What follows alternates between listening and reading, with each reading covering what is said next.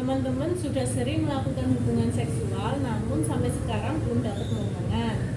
Yuk cara menghitung masa subur kalian. Hai, ketemu lagi dengan Apoteker Asri. Hari ini kita akan membahas tentang masa subur atau ovulasi. Ovulasi itu adalah proses keluarnya sel telur dari indung telur, dan jika terjadi pertemuan antara sel telur dengan sperma, maka terjadilah pembuahan dan hamil. Nah, itulah konsep sederhana dari ovulasi. Oke, kapan terjadinya proses ovulasi? Teman-teman bisa menghitung proses ovulasi itu dihitung dari 14 hari sebelum menstruasi berikutnya. Untuk menghitung atau memperkirakan masa subur itu terdapat dua cara. Cara yang pertama, teman-teman bisa menggunakan aplikasi kalkulator masa subur. Untuk kalkulator masa subur, teman-teman bisa download di Play Store karena sangat banyak aplikasi kalkulator masa subur. Nah, untuk cara yang kedua ini lebih sederhana, simple dan juga praktis namun juga akurat, yaitu menggunakan tes ovulasi. Seperti ini ya, ovulation test strip. Nah, ovulation test strip ini bentuknya mirip sekali dengan tes kehamilan yang digunakan untuk mendeteksi terjadinya kehamilan. Namun perbedaan antara keduanya, jika tes kehamilan harus digunakan ketika urin pagi hari bangun tidur, kalau ovulasi test strip ini bisa digunakan sewaktu-waktu. Namun terdapat waktu yang terbaik untuk mengukur masa subur menggunakan tes ovulasi ini, yaitu antara jam 10 pagi sampai dengan jam 10 malam. Namun dianjurkan waktu yang terbaik untuk mengukur tes masa subur ini yaitu antara jam 2 siang sampai dengan jam 3 sore.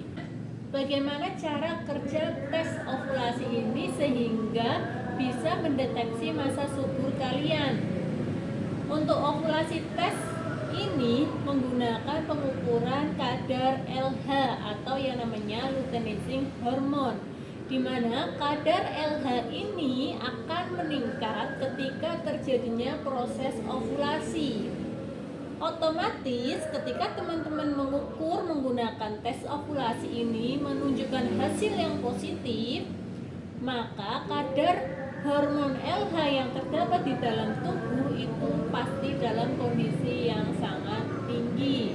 Itu artinya sedang terjadi ovulasi.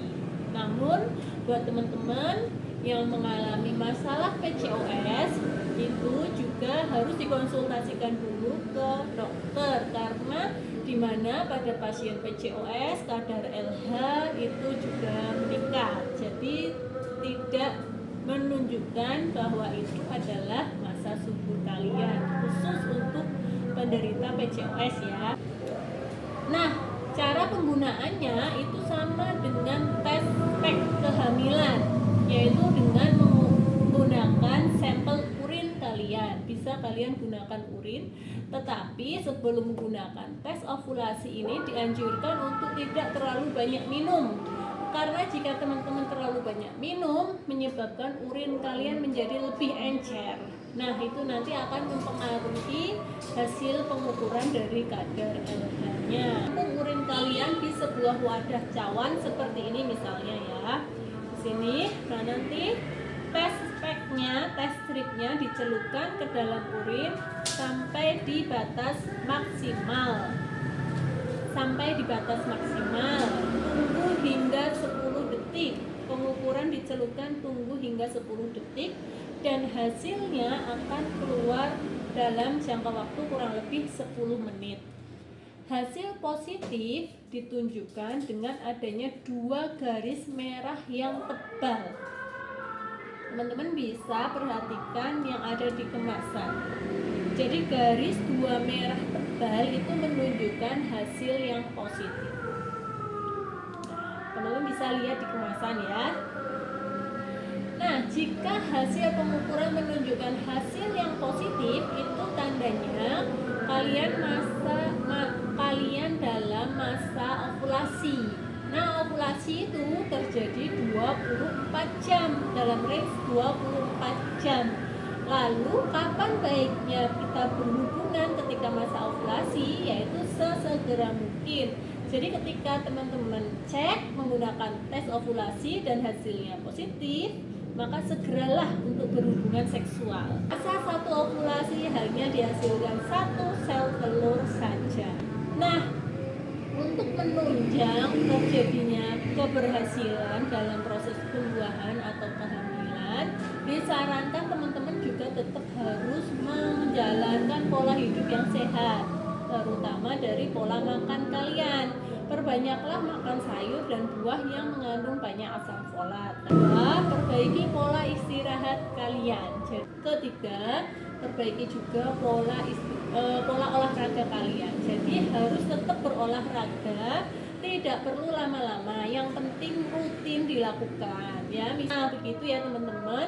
Semoga penjelasan apoteker asri tentang ovulasi, tes ovulasi dan masa subur bisa dipahami, dan apabila ada pertanyaan teman-teman bisa ajukan di kolom komentar.